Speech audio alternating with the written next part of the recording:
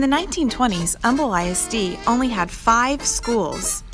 Average enrollment in the whole district for the decade was 1,325 students. A teacher's salary in 1920 was $90 a month. In 1921, a new primary school was opened on Avenue F. The district spent $5,000 to purchase the lot, construct the building, and provide the equipment. Classes in automobile mechanics were first offered at Humble High School in 1924.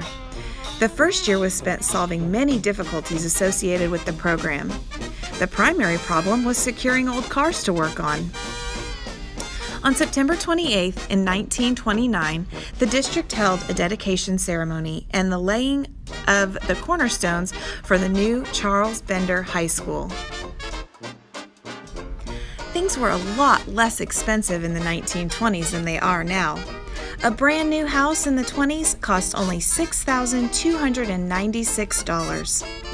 A movie ticket was only 15 cents.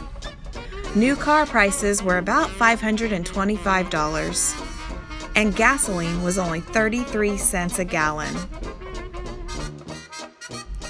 You may think that the 1920s was a pretty boring time, but in fact, lots of things happened.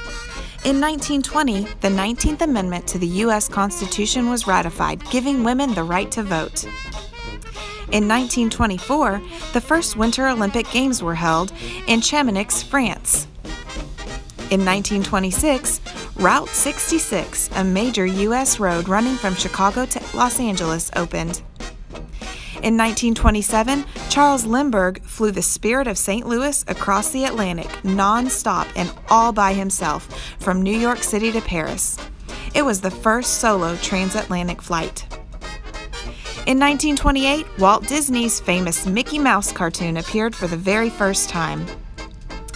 And in 1929, the stock market crashed on Black Thursday, October 24th, 1929, and caused the start of the Great Depression. The 1920s was the first decade to have a nickname. It is known as the Jazz Age, or the Roaring Twenties. It was a decade of prosperity and squandering, marathon dancers, and the first women voters.